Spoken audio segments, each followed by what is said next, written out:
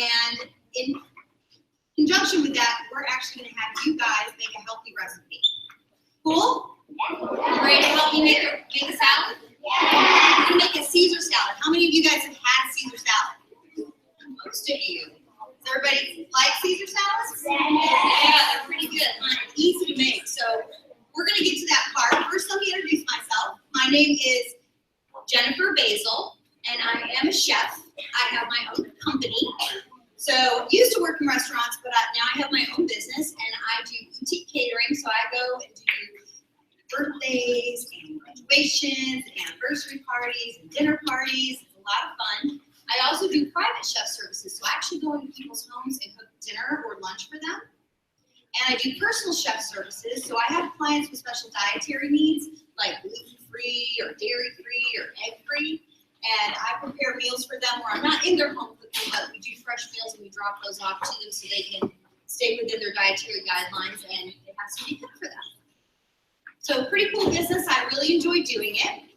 And this wasn't recent, but about a year and a half ago, how many of you guys watch Food Network? Me. How many of you guys watch Meet Bobby Flay? I was on Meet Bobby Flay. Now you're officially rock star status. Yeah, mini rock star. So when we get to the end of the program, I'll open it up for Q&A. So any of you guys have questions about the food or the recipe or being on the Food Network, anything like that, we'll answer those questions at the very end, okay? Can everybody kind of see the table here? Can you guys see? If you need to scoot around, if you're on the end, if you need to scoot around so you can see the table, I want to make sure everybody can see what we're doing up here. And I have two helpers today. They're actually in Louisville ISD. They both go to the Colony, and they're in the culinary program. We have Chef Antonio and Chef Nia. And they're going to be here to help me and help you today, okay? You guys are kind of quiet, which is good anyway if you're listening, but I need some excitement. Yeah! Okay. Who knows the story of how the Caesar salad came about? Anybody? All right, well, I'm going to share the story for you. So a lot of people think that the Caesar salad has anchovies in it. Does anybody know what anchovies are? Does anybody like anchovies? Okay, well, I'm going to dispel the myth. First of all, the original Caesar salad did not have anchovies in it. And if you're going to make the traditional Pardini Caesar salad, you don't put anchovies in it, okay? So there was an Italian guy who had restaurants in the U.S. and in Mexico, and his name was Caesar Pardini. And one time they were so busy and they had a lot of things going on and they had some famous people in the restaurant and he had to come up with something on the fly. Basically, you know, he didn't have it planned. So he's rummaging through his kitchen and he's looking for ingredients that he has and he comes up with this salad using ingredients that he has.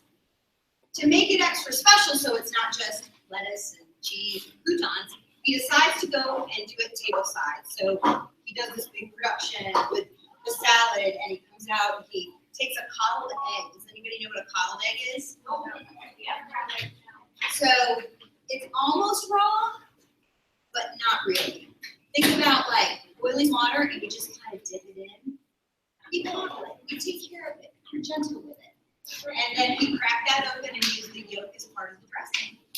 So you have a coddled egg, you have the romaine lettuce, you have Parmesan, you have black pepper, you have croutons. That's a traditional Caesar salad. We're going to add some other ingredients in it because we want to make sure that our meal today meets all of the food groups, okay, and has all the nutritional value that we need in a meal.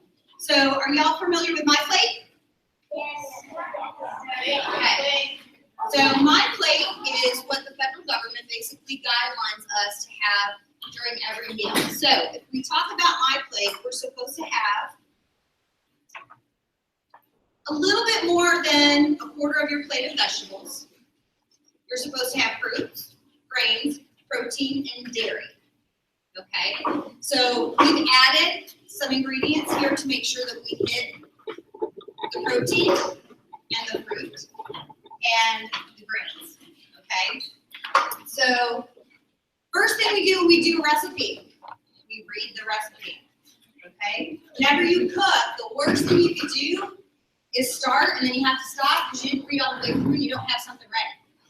So in the chef world, we call that mise en place. Can everybody say that for me? Mise en place. Louder, come on, guys. So mise en place means to put in place. So we're going to read through the recipe together, okay? And then we're going to put everything in place, which is when we start actually measuring and getting our ingredients ready. Then we'll actually start to put everything together, okay? So normally the first thing you do before you cook is wash your hands. Now, you can't get everybody to wash your hands and still have time to do all this. So we provided you with gloves. So if you guys can put your gloves on.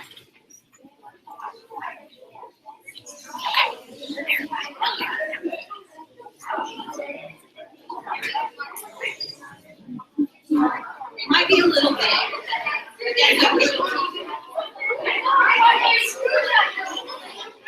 And once your gloves are on, try not to touch your hair, try not to touch your face. We're trying to keep everything sanitary so that we don't get bacteria from your hands.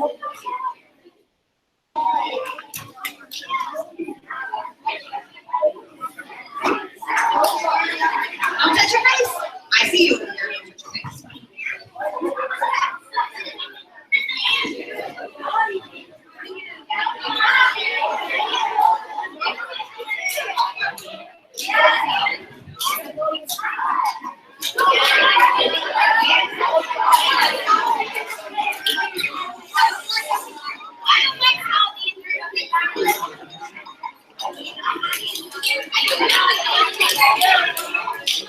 Everybody got your gloves on?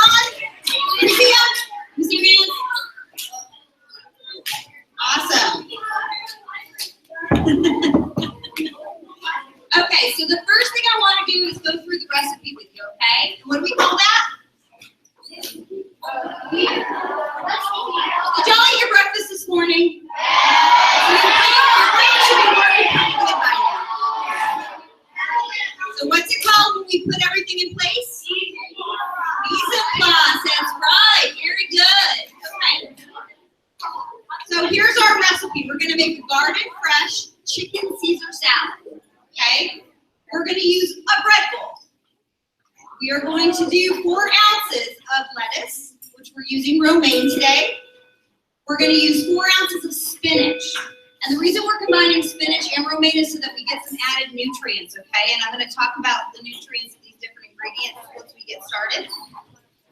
We've got our Caesar dressing packet, which is 1.5 ounces of dressing. We've got chicken meat that's already diced, and that's 3 ounces. We've got 2 ounces of croutons, 1 ounce of Parmesan cheese, and 3 tomatoes. So in a minute here, we're going to measure everything out, okay? But I wanted to talk about portion size. So everything in this recipe is 1 portion, so it's for 1 person, okay? Now, I mentioned ounces. Are you guys all good at math?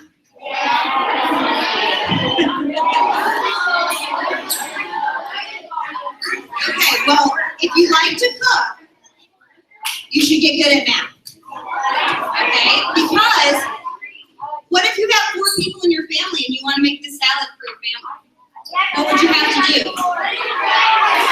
You have to multiply it by 4, right? So you have to know how to do that.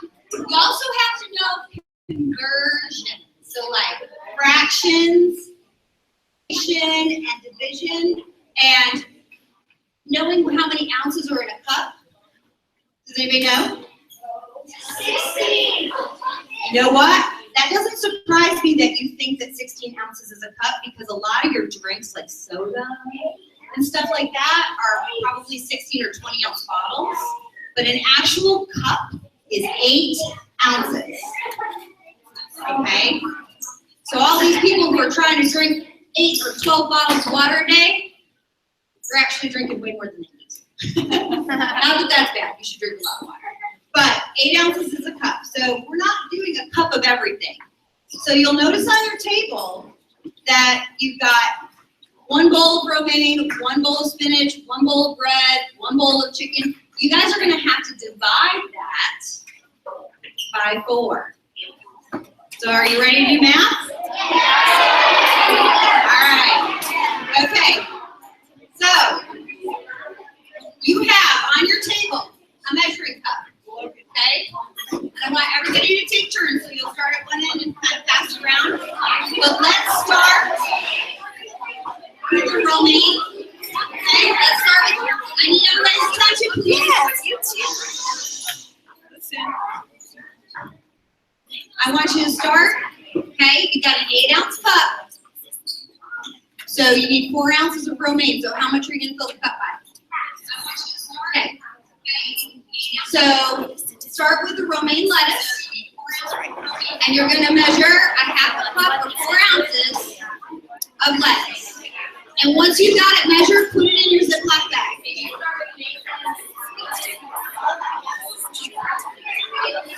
So watch Antonio.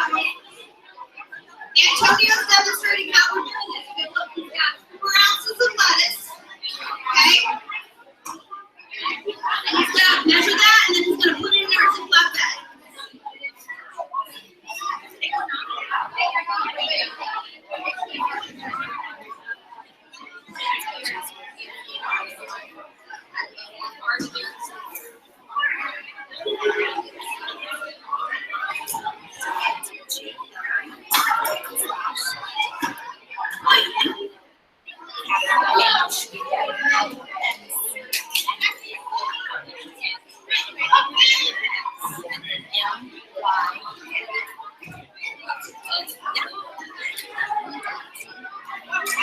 Oh, it's a little bit.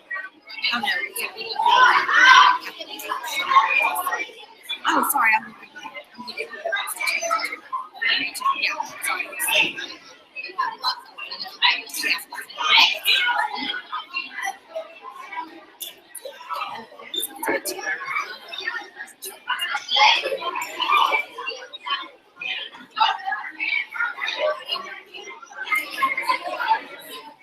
See some pretty good chefs out there.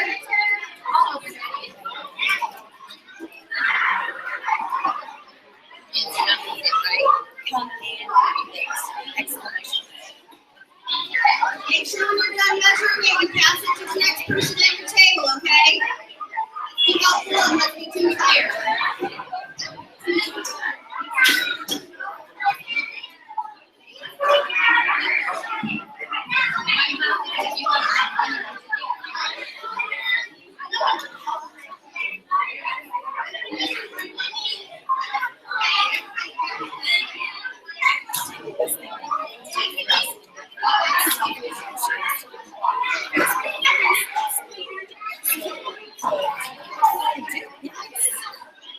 And then no,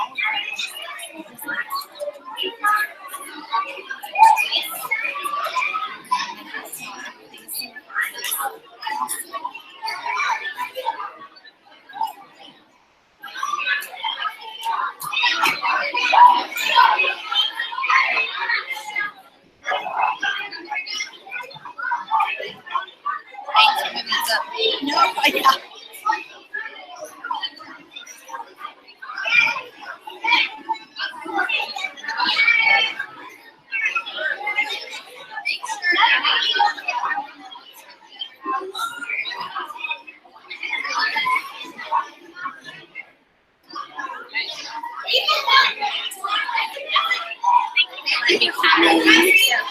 Congratulations. I'm gonna go. I'm gonna step in 5 here.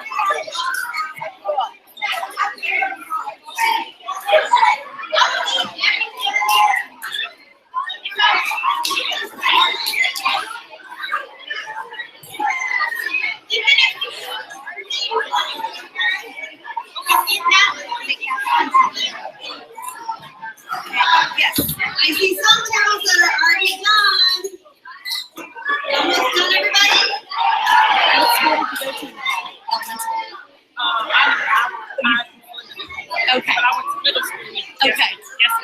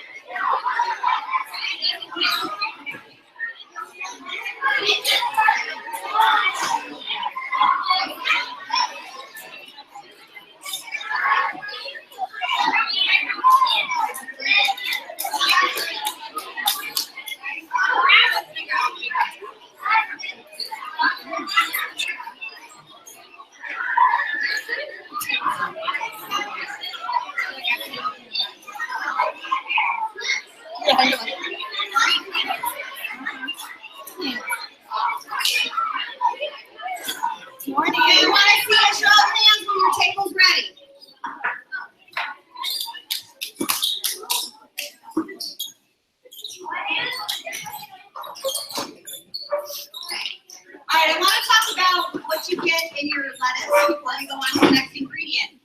Who can tell me in the My Plate what category does romaine lettuce fit under? Vegetables. Everybody hear that?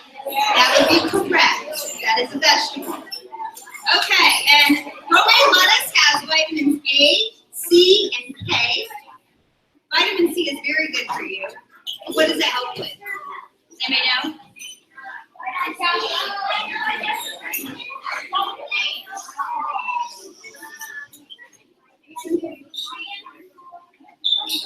So she said that vitamin C is usually found in oranges. Did anybody think you'd find it in lettuce?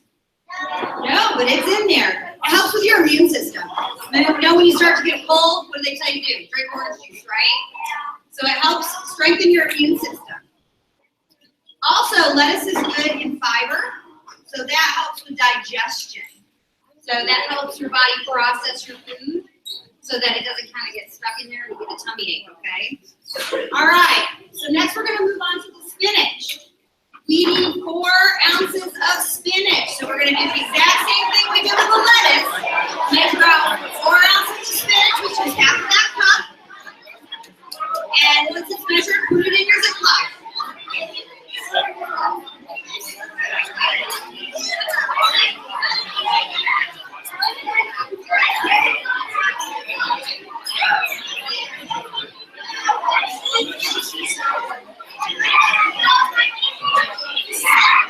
Yeah, it's actually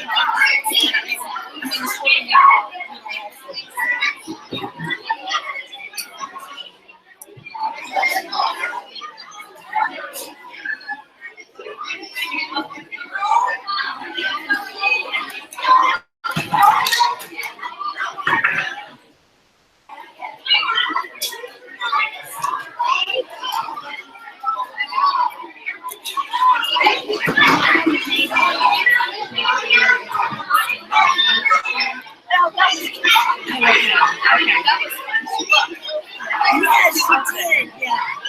Well, it's funny because I was looking for a video of this.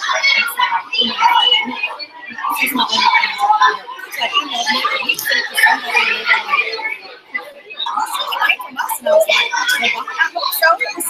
You hear a lot of talking, you're paying attention to our measuring.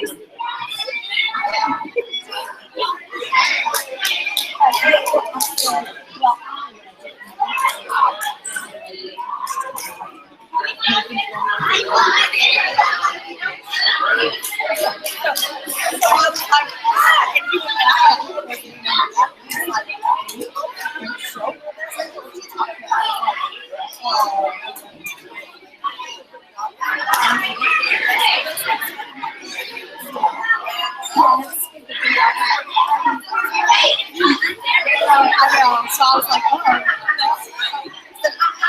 like, come on. I mean,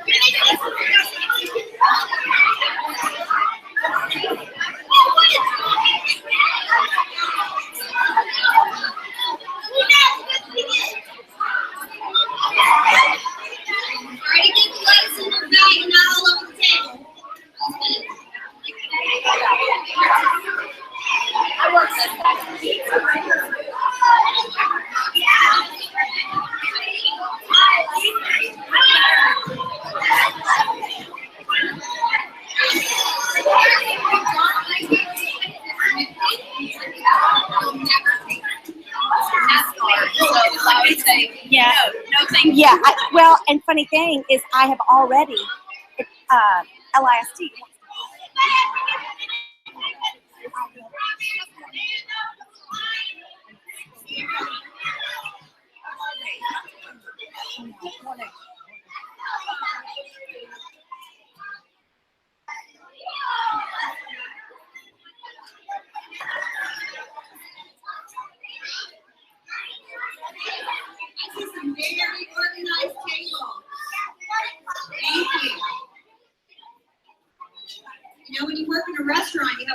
chefs that put together the food. It's not just one chef in that.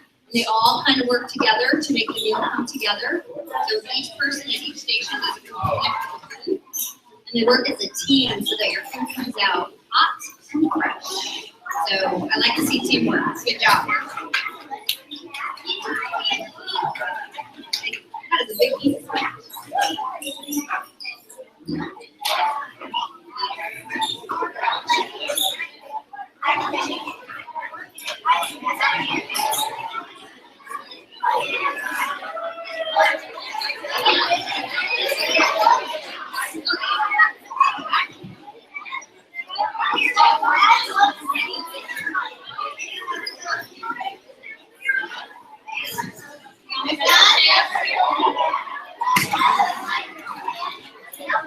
Wow, you guys did that one faster. Good job.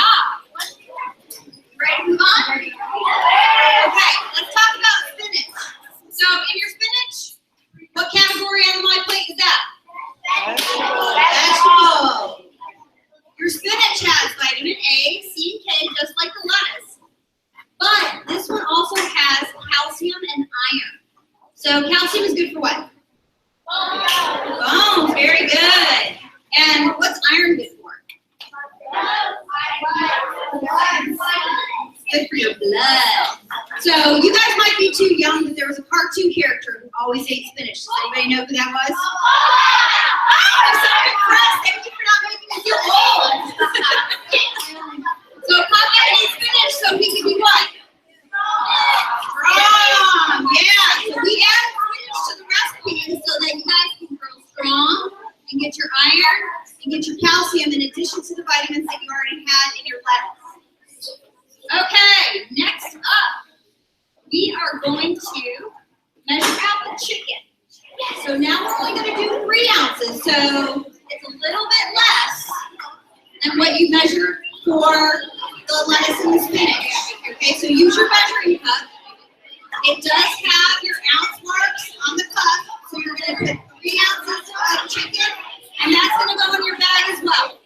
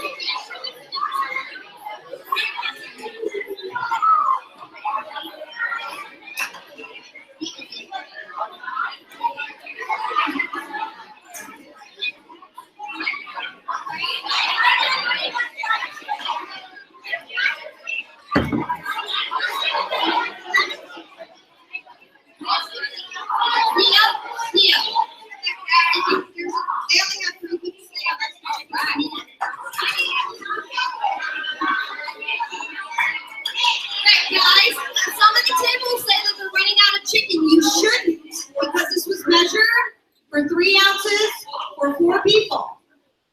So if you're running out, someone's taking more than 3 ounces.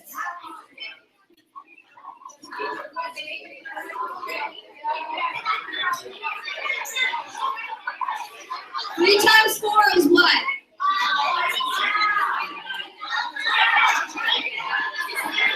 Wow, that's great. I heard some people knock it out.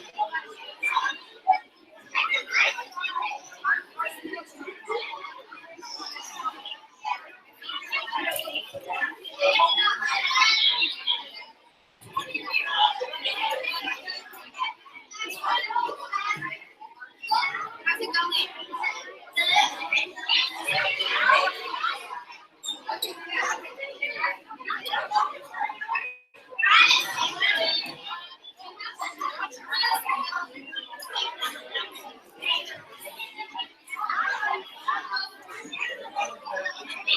Everybody ready?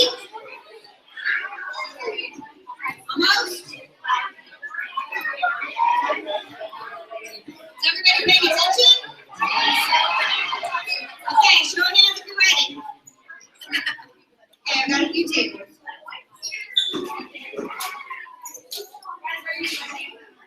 So by a show of hands, after you measured out the chicken, how many of you guys thought that's not a lot of chicken? Guess what?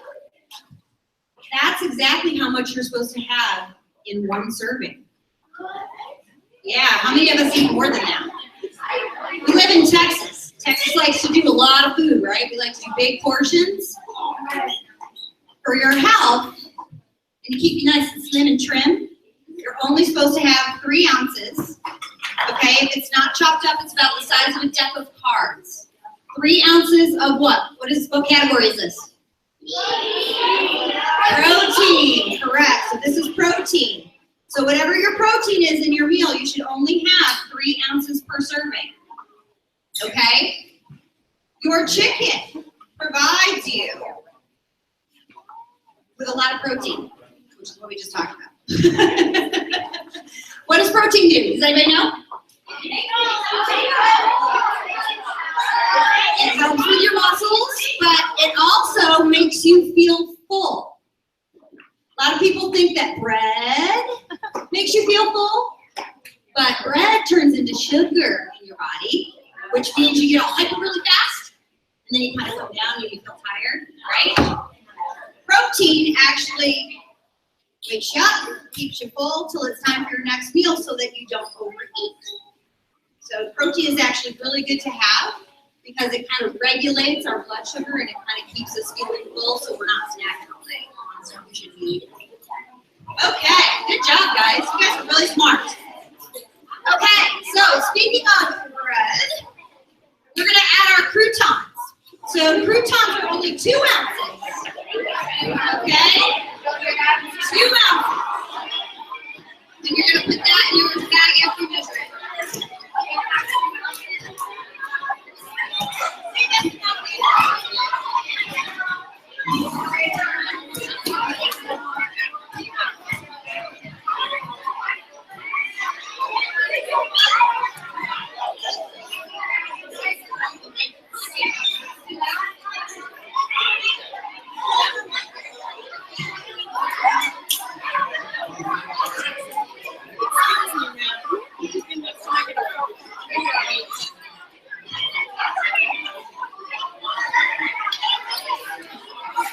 I really like your nails.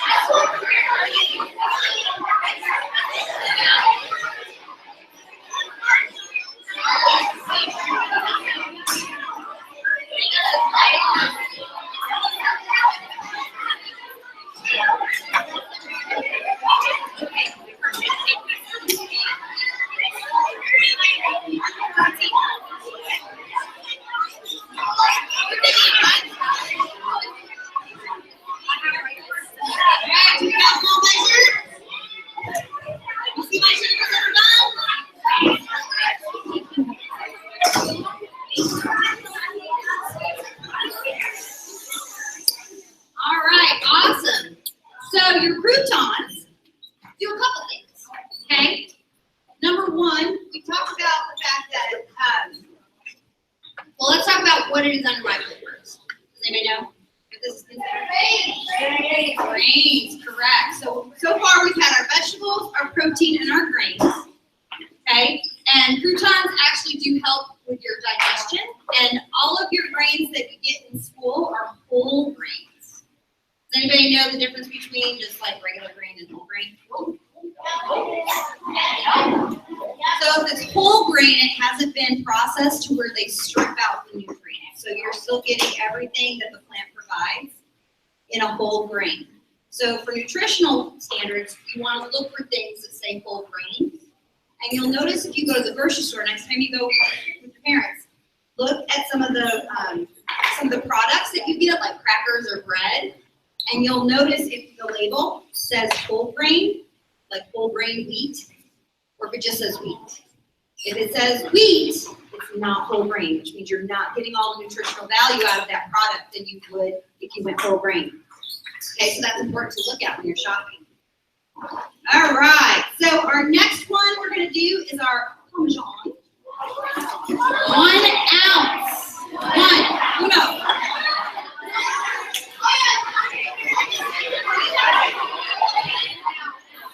So 1 ounce of cheese is about the size of a domino.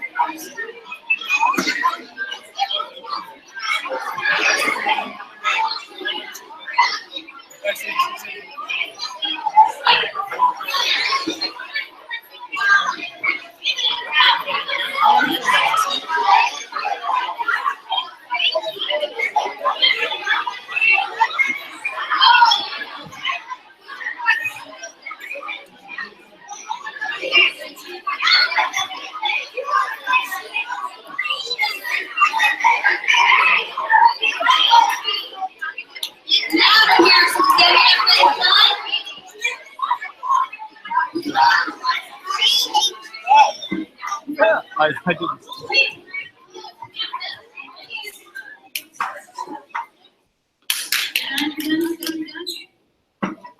Okay, so 1 ounce of cheese. I'm gonna blow your minds. Ready? So 1 ounce of cheese is about the size of a domino. Does everybody know about how big a domino chip is? Yeah. Do you know that that's 50% of the fat you're supposed to have in your diet every day? So that doesn't count the fat that's in any of the other foods. Runs through my It veins. doesn't count the That's fat why I that's have a like blood bread, clotting cheese, problem. croutons, or the milk. So that's it for cheese. How many of you guys like cheese? How many of you guys eat more than that? Time to cut back. So yeah, that little amount of cheese is actually 50% of all the fat you're supposed to have that day. Okay? But cheese isn't bad for you. You just have to eat it in moderation. Can I have your attention? And be quiet. Thank you. So it's okay to eat cheese. You just want to do it in moderation. Okay? It adds flavor and it does give you fat. Just remember that you're just not supposed to eat a lot of it. And cheese provides you with protein and calcium, so it is good for you to have, okay? I don't want you to think it's bad to have cheese. You just gotta watch how much you eat. Okay, so we are down to just a couple ingredients. So I want everybody to take a bread bowl and put it on your tray. Put it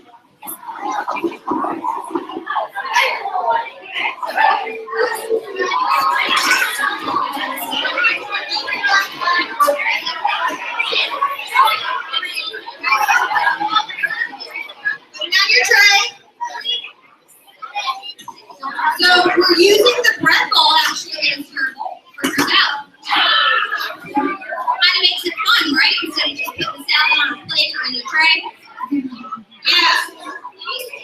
So the bread is what category? Grains. So we actually have two types of grains, right? We have the bread and we have the croutons. Dairy, thank you. So, what category are we missing? Fruit. Who knows what the fruit is? Tomato is a fruit, not a vegetable. So, when you eat tomatoes, you're actually getting a serving of fruit. And if you like tomatoes like I do, that's really awesome. Okay. No. So I want you guys to very carefully open your salad dressing pack. And you're going to pour that into your bag. All of it, 1.5 ounces. Your recipe with the whole, yeah. Your packet is 1.5 ounces, which is the amount on your recipe.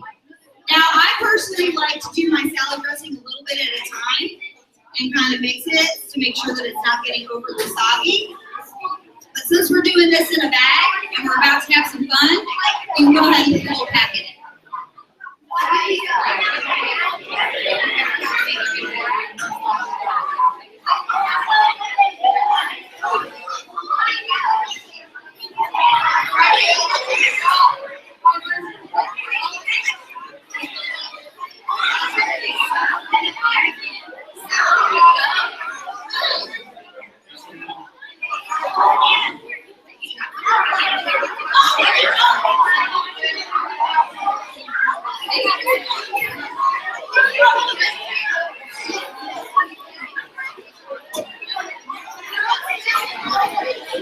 One of the monitors get some paper towels or napkins and kind of go around the table if they need them.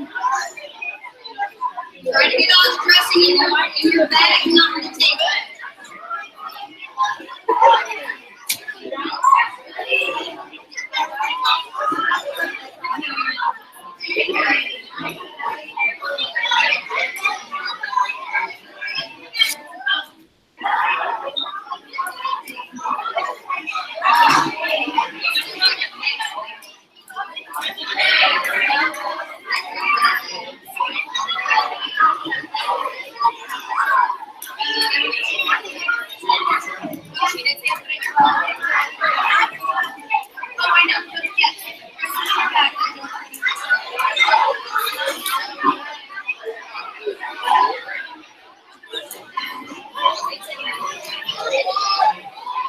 So once you have your salad dressing in your bag, make sure they are sealed and sealed well.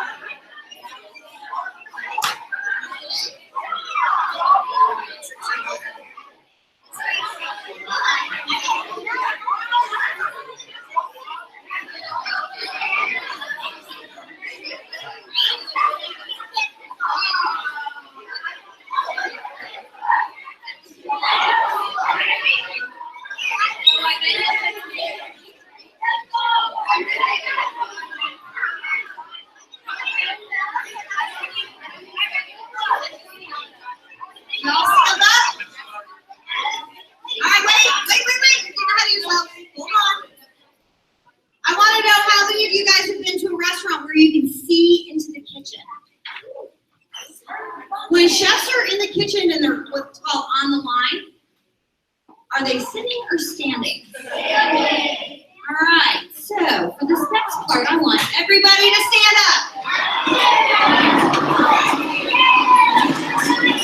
I want you to pick up your bag, and I want you to shake it good. Shake it.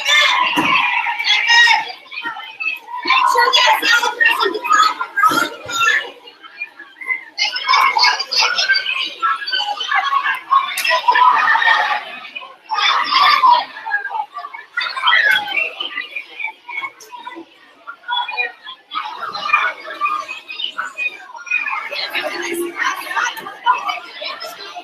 I don't see everyone shaking. Where my good guys and my good shakers out there?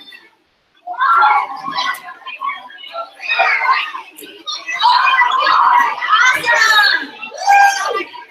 That was fun, right? No, I didn't say toss them, I just said shake. Although, you do toss salad. When you toss a salad, you usually toss it in the bowl, not in the back. Okay.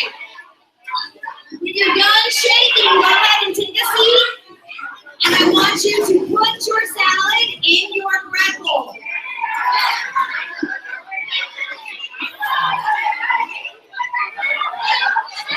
Be careful when you put it in your bread bowl so it doesn't spill.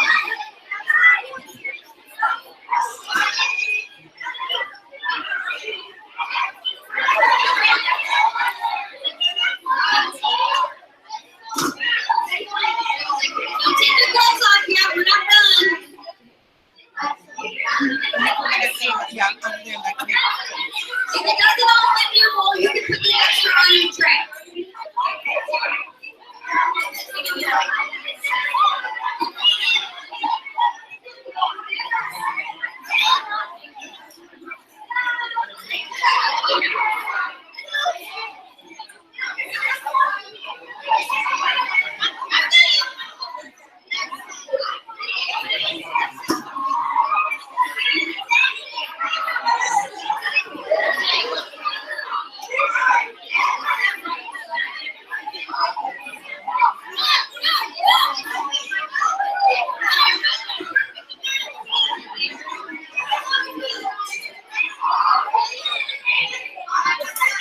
So your extra salad, if it doesn't all fit in your bowl, you won't put it on your tray.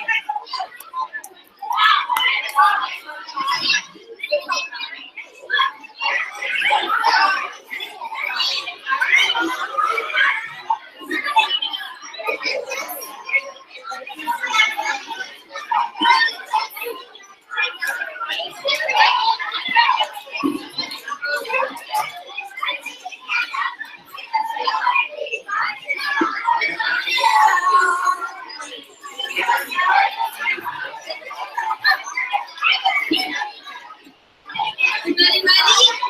See, show of hands if you're done.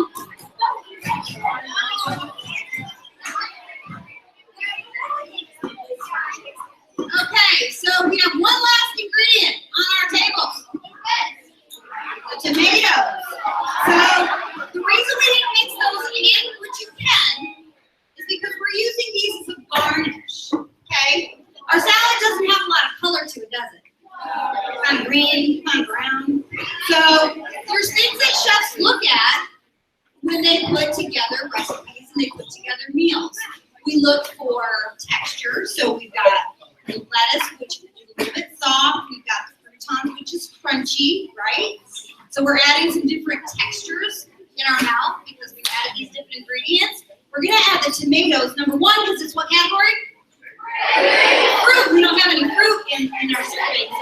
But also because it's red and it's going to add some color to your salad. So we tend to eat with our eyes first, right? If we look at something that looks good, makes us hungry, then we want to eat it, right?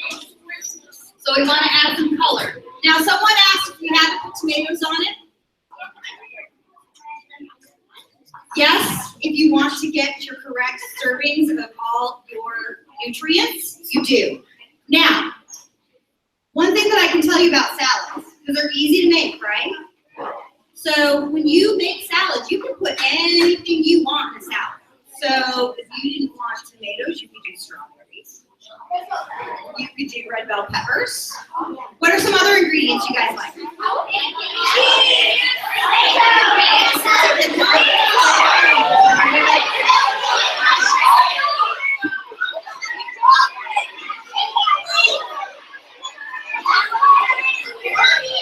Okay, now I'm hearing stuff like chicken wings and tacos. Those are like pretty big stuff. I want like raw.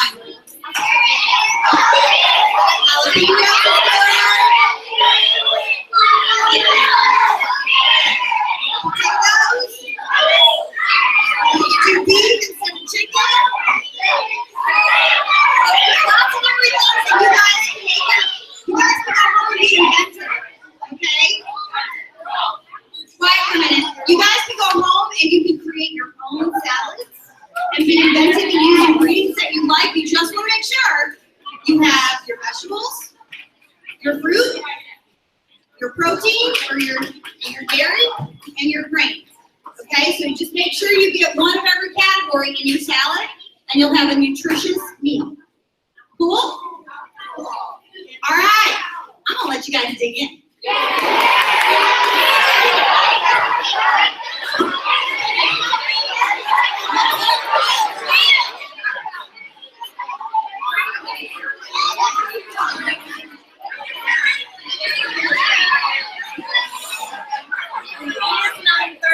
I know. Salad.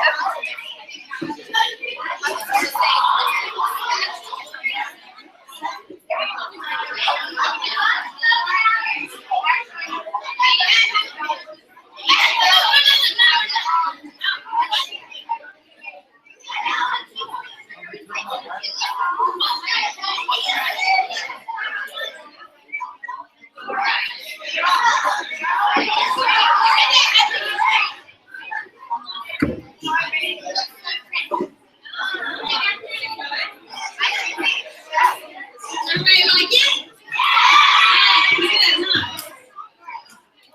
Healthy.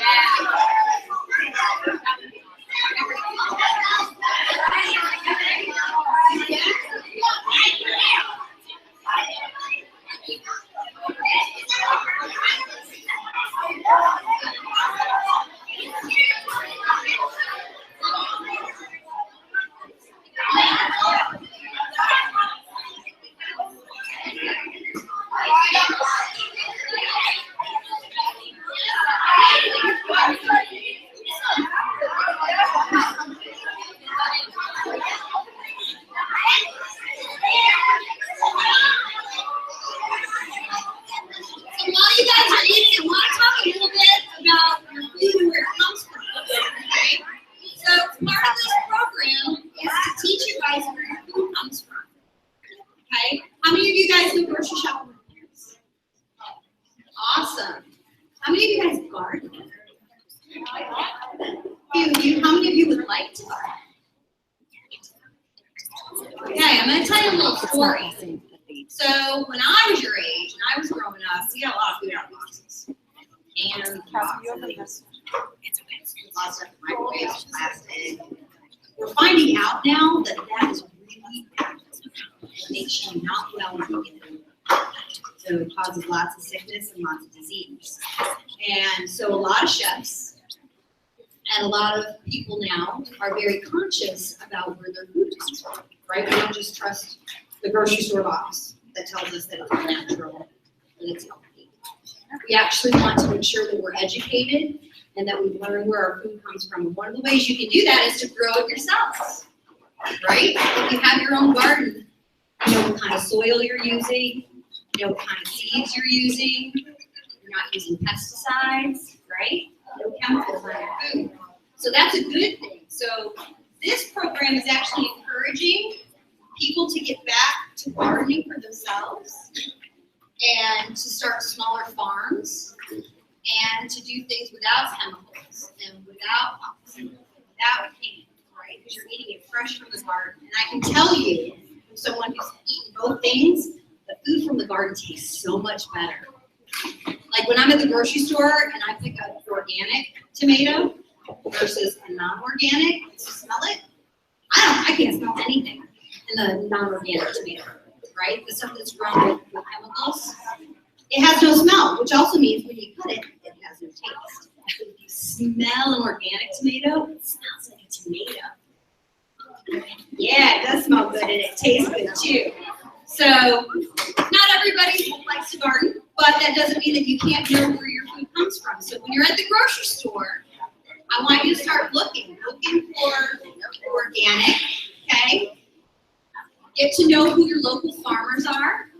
Start a garden at home if you want to. And trust me, I'm a good chef, but I'm not a good gardener, okay? So I had to kind of learn how to do it. But I can feed not only myself, but my neighbors as well, with just a small garden in my backyard. So it's amazing what you can do with a garden. And you'll be much healthier too if you know where your food comes from. So read your labels. If there's an ingredient in it that you can't pronounce, you probably shouldn't eat it. And another thing too, I just want to let you know, if you're reading labels in the grocery store, that first ingredient is always what's most in it. So like if it says sugar and then wheat, there's more sugar in it than there is wheat. So these are all things to kind of keep in mind when you're shopping at the grocery store. You should also try, maybe if your parents will go, to try a local farmer's market. Because then you're supporting local business, local farms, and you're getting fresh organic food. And you can talk to the farmer and find out how they farmed, how they planted it, how they grew it, right? So you know where your food's coming from, and you're making better choices.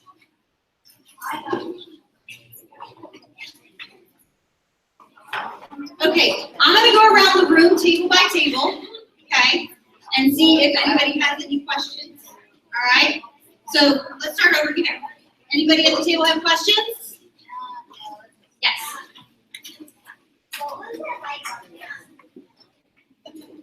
She asked, what was it like to be on the Food Network? Oh my gosh, best experience of my life. It was so much fun. It was nervous. I was nervous. But everybody was super nice. And the producers took really good care of me. Bobby Flay is a really nice guy. A lot of people don't think he is, but he actually is. And it's interesting to be around people that are celebrity chefs and have them critique your food and kind of learn how you can be better. So it was a really great experience.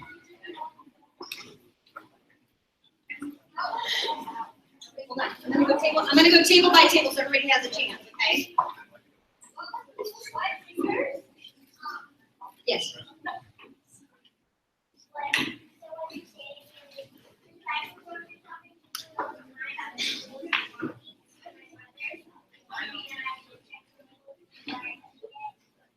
Absolutely, that's a great question. So she said, should I always check the labels? And I'm going to say yes. There's a couple things. So first you have your nutrition label. Has anybody learned how to read a nutrition label? They put them in grams, and we don't use the metric system. So there are cheat sheets out there that can teach you how many grams are in, a teaspoon or a tablespoon. So I'll give you an example. Like a can, not a bottle, a can of Coca-Cola. Okay? A can of Coca-Cola has 9.75 teaspoons of sugar in it.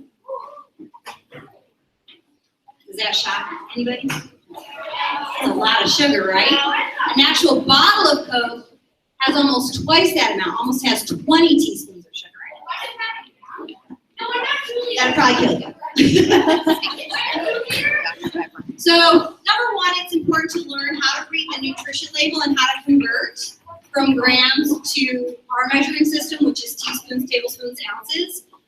But reading the ingredients, so like I eat a lot of organic food, right?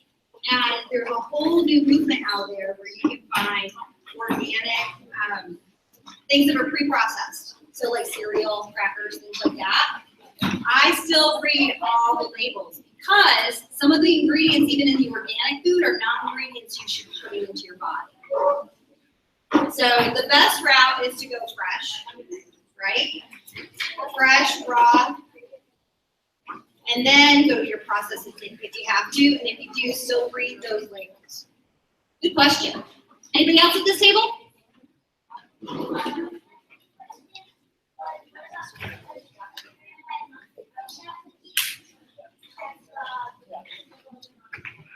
Yeah, absolutely. Absolutely. Okay, let's move on to the next table. In the blue. That's a great question. She asked why I decided to help you guys.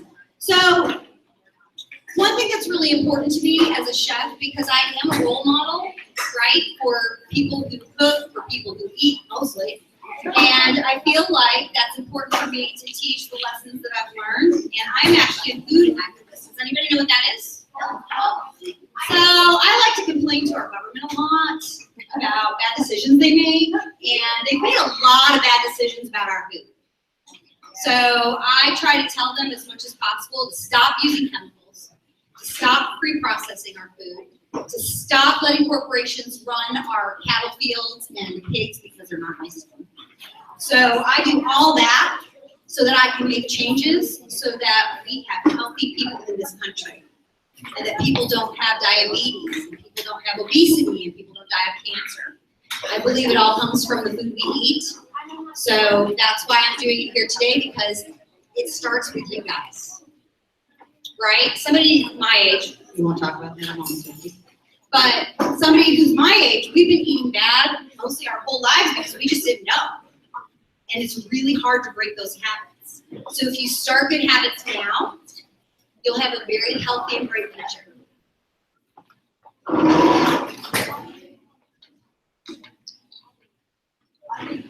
Why? Well, I did a lot of things in my career path. I'm a very creative person, but one thing that I've always done my entire life is cook. I love cooking for other people because I like to see people happy, which usually food makes people happy. I like to see the community, right? When you sit down with your family, you get to talk about your day, and you have community, and it's not like being mindless watching TV. So there's a lot of great things that come about food. It's a celebration, it's a gathering. And while I was trying to figure out what avenue to go, I thought, I just really like this. Like, I like cooking for others, and I like seeing them happy, and I like seeing them be social with each other. So it took me a long time, but I decided to do it, and it was the best decision I ever made in my entire life.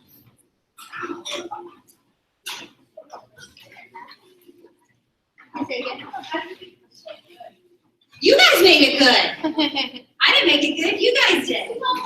Right? Are you my chefs? Yeah. Exactly. Okay, let's come up to this front table.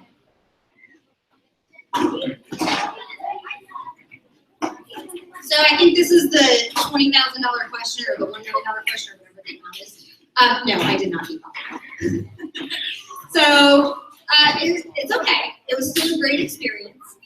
If you watch my episode, which is on YouTube, and it's called She's a Lady, I actually competed against another girl too in the beginning in the first round.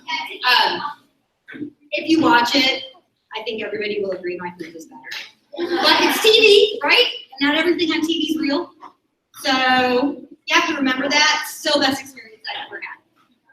And now I get called by the Food Network and I audition for television shows all the time. So maybe in the future you'll see me. Anybody else at this table? Yes.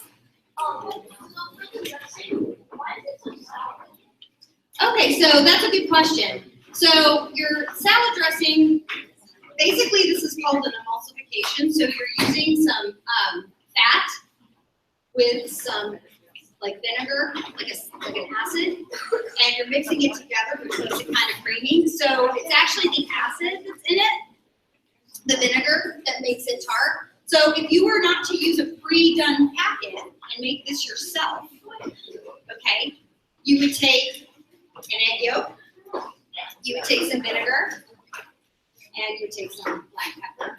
You would take a little bit of Worcestershire sauce, and you would whip that up till it got nice and creamy. If you make it yourself, guess what you get to control? How much vinegar is in it, right? So you can make it not as hard if you don't want it as hard.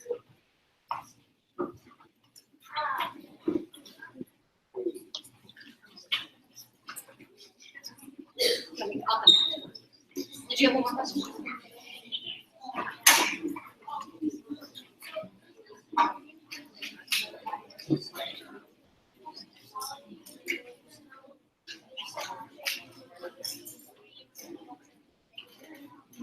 So the Caesar salad fits everything that's on your mind plate, right? Portion size, the amount of vegetables, the amount of fruit, the amount of dairy. If you swap it out, so if you swapped out the tomatoes for strawberries, you still want to do the same amount of strawberries. Okay, so you still get the same amount of fruit. Yeah, and that's a full serving. I've tried. Hopefully they'll come one day. Next table.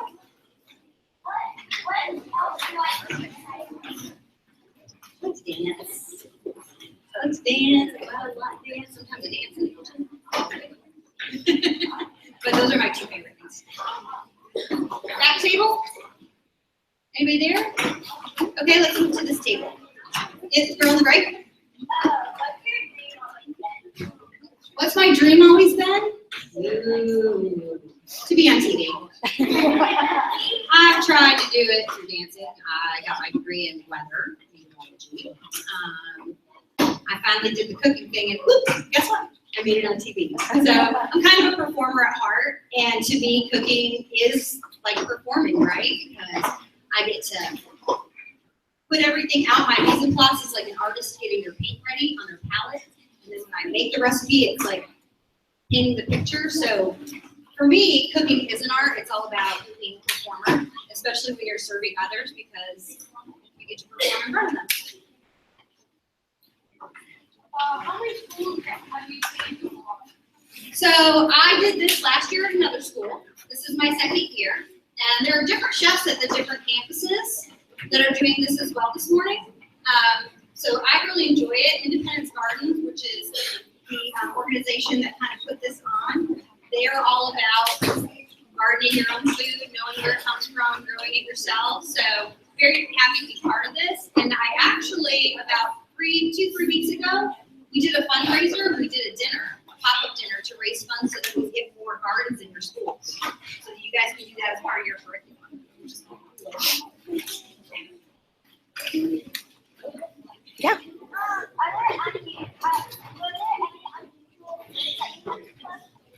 Oh, good question. Let's see, I'm trying to think. That's a really good question. Have I cooked anything unusual? Squid. Octopus. Kind of different. I've not cooked it, but I've had crickets. Thank you, though.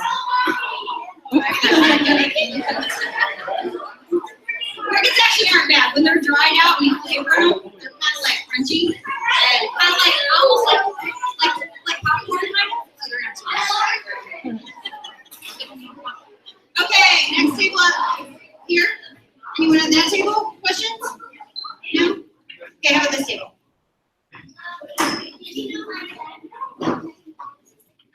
I did not know that. Did he teach culinary? Oh, he taught at the colony? Oh, so these guys might know? Or no? Maybe.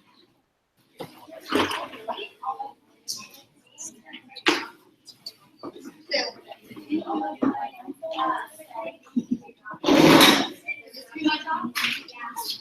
So she asked if I always wanted this to be my job. Actually, when I went to culinary school, I just went because I found myself reading cookbooks for 2 or 3 hours a night. And I thought, let me go to school because I wanted to learn, right? I wanted to know, did I use a knife right? Did I cook my chicken right? I mean, my friend said I was a good cook, but her friends because they're my friends. So when I went to culinary school, the admissions person asked me what I wanted to do with my degree, and I actually said, work in a restaurant, own a restaurant. But I really didn't know. First thing I did, I was in my second semester of school and I got hired in a restaurant. So making it my career just kind of happened, but I'm happy every day I go to work. So yeah, I do love that it's my job. Ooh, my favorite dessert to make. Now, favorite dessert to make might be different than my favorite dessert to eat. But I do pies really well, like key lime pie, coconut cream pie, but probably my favorite thing to do is tiramisu. I created a tiramisu for Thanksgiving that's got graham crackers and hazelnuts, and cinnamon. It's got all those fall flavors in it.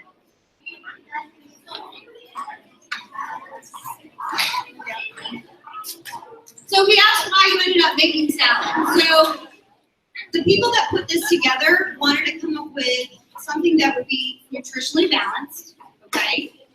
Have all the ingredients that were in your mind plate, but that was also easy to do, that everybody would have a chance to make. So that's why they chose the salad. Anybody listen? Okay, how about here?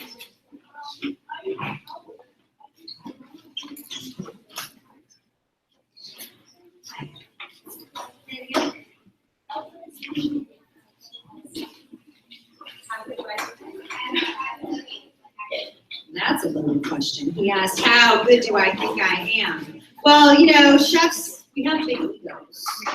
So we always think our food's better than everybody else's. So I try to learn.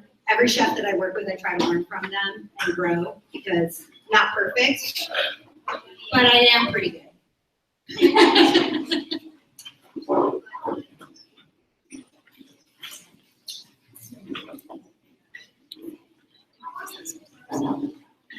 She asked how long I've been working as a chef. So I came out of culinary school about 6 years ago, worked in restaurants for about 1.5 years, and then I started my business. So about 6 years now, which is actually pretty good. If you research the history of chefs, they'll tell you old school that you have to work like in a restaurant on the line for like 10 or 20 years before you can become an executive chef.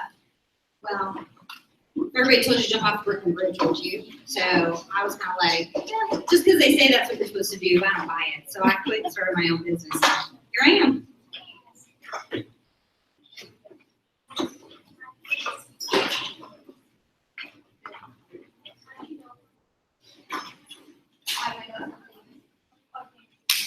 She asked, how do you know if something's organic? One way is to grow it yourself.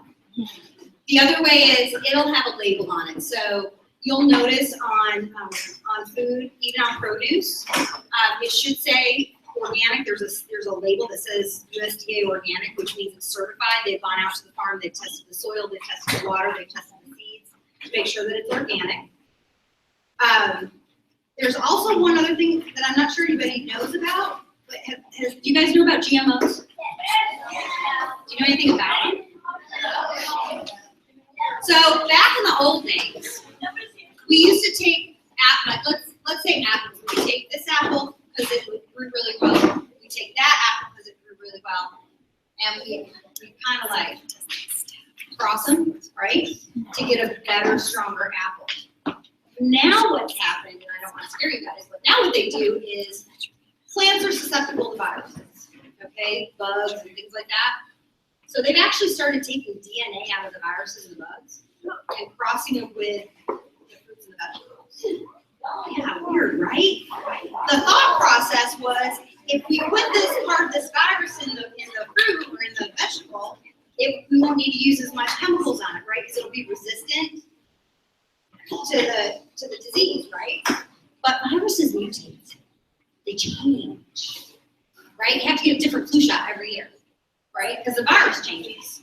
So what's happened is we use 3 3 times more chemicals than we ever did on our plants. Right?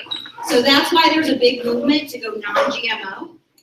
And those products will have a label as well. It'll have a pretty little butterfly on it, and it'll say non-GMO. Good question. GMO stands for genetically modified organisms. So that means that scientists kind of went in there and played with it. Didn't let nature do it.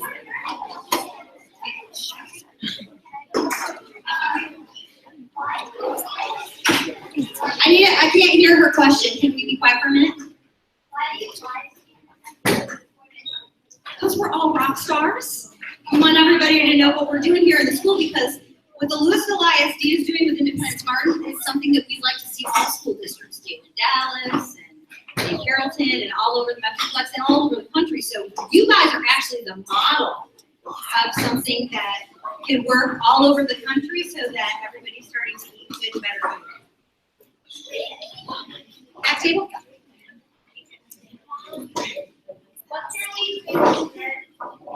My least favorite dessert?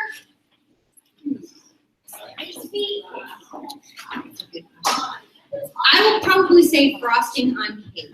I like cake, but I don't like really sweet frosting. So probably frosting.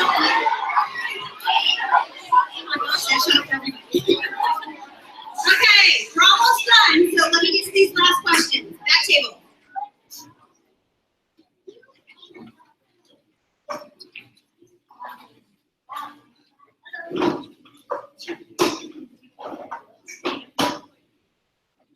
He wants to know if you use like volunteer time and cook for the poor. I actually do. That's a great question. I go to the North Texas Food Bank and I teach parents and children kind of the same thing we did here, how to eat healthy and nutritious and make small changes in their life on a budget, right?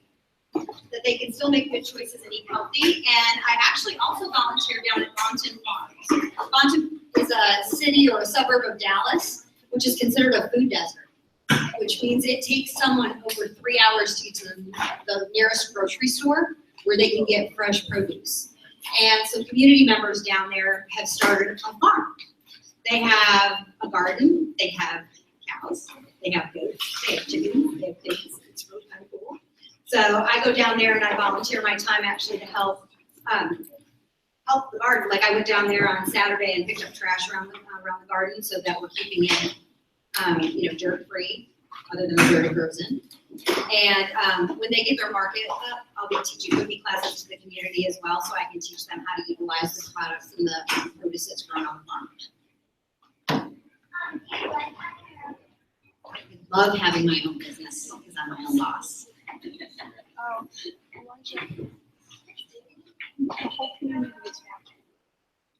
How many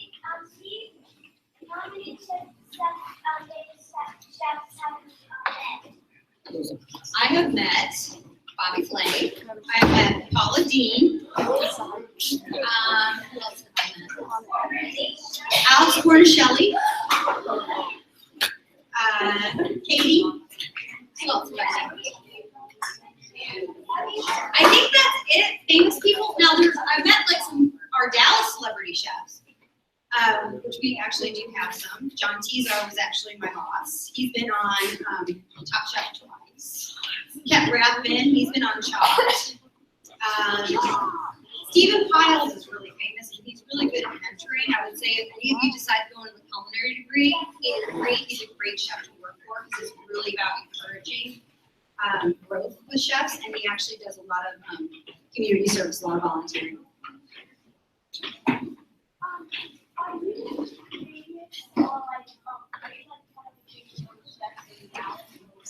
So that's a great question. I wish I was. I don't have a restaurant, so restaurant chefs get a lot more recognition than I do. Being on Beat Bobby Flay has helped, and actually there's been a couple times I've been in stores and someone actually recognized me, which is totally cool. And a little embarrassing. You're like, oh my God, that's awesome. But my name's not as well known because I own my own business and I'm not out in the restaurant world, so I don't get critiqued by food critics. But when I do things like that, my name does get out there. So, and I would rather have my name out there for a good cause.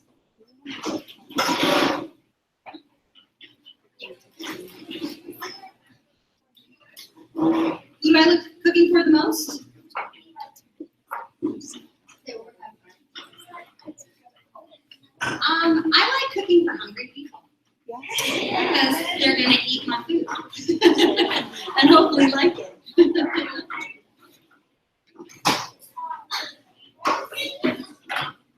What's my best dish? Oh, my business. It's called Getting Saucy. Because I'm kind of saucy. And actually, I do like making sauces. My spaghetti sauce is one of my signature dishes.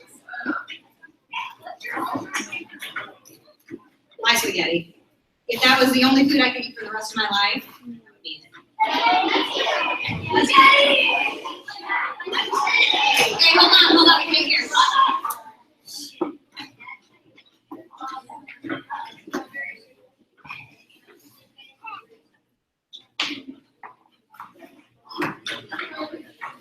Yeah, so you don't necessarily have to go to culinary school, and you don't necessarily have to graduate. It kind of depends on what you want to do. So if you want to be like an educator and teach culinary, you kind of do have to get your degree. But there's a lot of great chefs out there that started working in kitchens and kind of learned as they went, and are really great chefs now.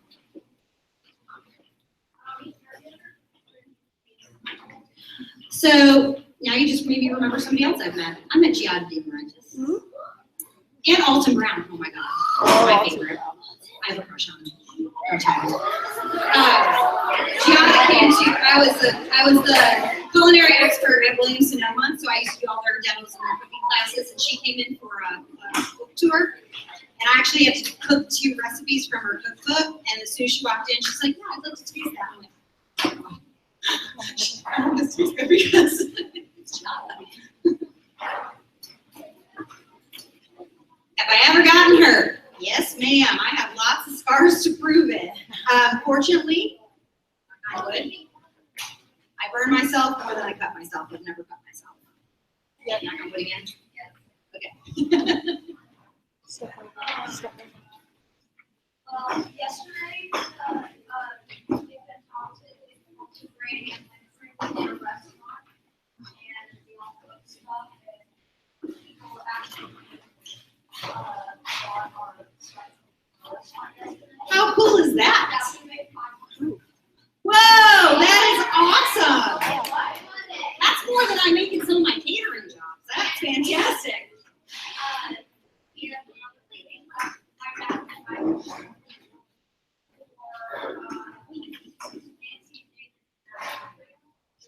Very nice. Yeah.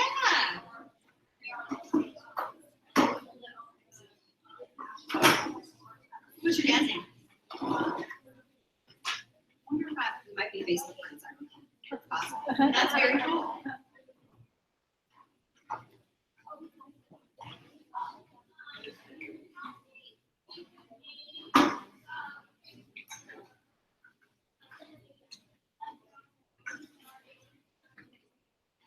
So in my business, when I first started, I had to kind of, find my own clients. So I don't have an exact number of clients. I will tell you though that I doubled my business my second year, and then my third year I doubled the second year. And last year and this year, all of my business has been repeat referrals. So I guess I'm doing something right.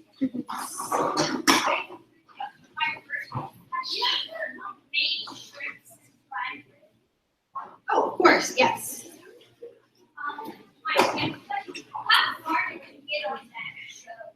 Meet Bobby Flay.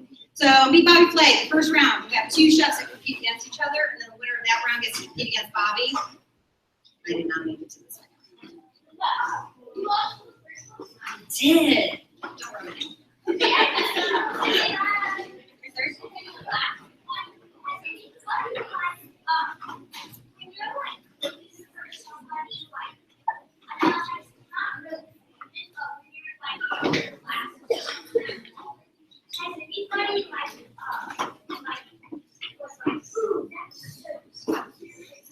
No, I don't really get those kind of comments. Number one, when I cook for other people, usually they're telling me what they want me to cook, or I'll send them a menu and then they can tell me if they want anything changed. So I'm cooking something they've already chosen. Now I might get a comment like, "Oh, that was really good, but could you cook this fish a little bit more? I don't like it so underdone." You know what I mean? So that's usually the kind of comments I get, so I can adjust it and make it better next time.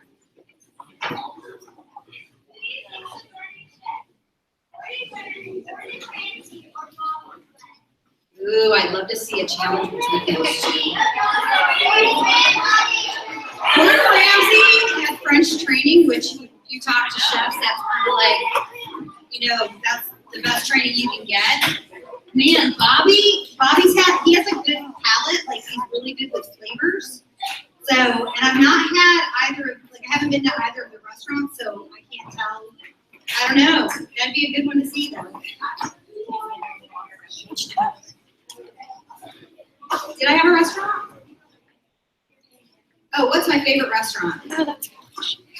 Well, I would tell you it used to be Nick and Sam's Steakhouse, but there's a new restaurant in Dallas called Flower Child that is organic and non-GMO, and I'm like, and it's kind of got a hippie vibe, and I'm like totally digging it. So that would be my favorite one right now.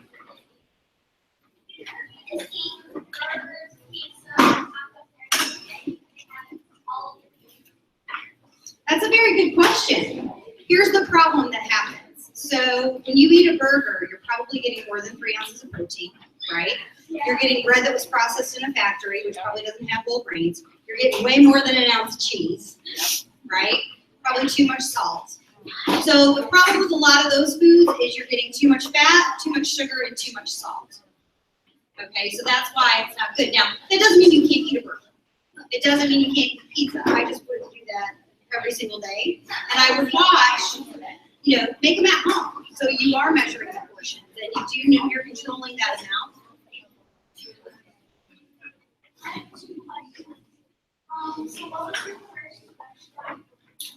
My very first restaurant I worked at was called Spoon Bar and Kitchen. It's not open anymore. But my boss was John Tezar, Dallas's most hated chef.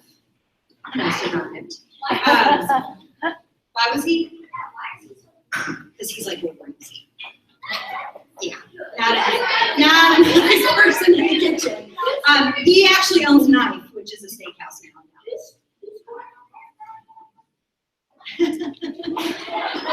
Anybody else at this table? No? Okay. I think we've gone through everybody, and we were supposed to finish at 10 and we went over. So I'm gonna wrap it up for now. But first of all, I want you guys to give a hand to my assistants. And then I want you guys to give yourselves a round of applause because you guys did awesome. Fantastic job. You worked together, you paid attention, great questions, you were quiet. I'm gonna say this was probably better than the group I had last year. So, kudos, guys.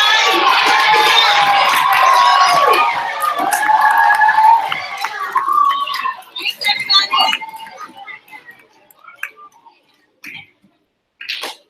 You boys and girls, I want you to turn to your teachers, and they're going to go ahead and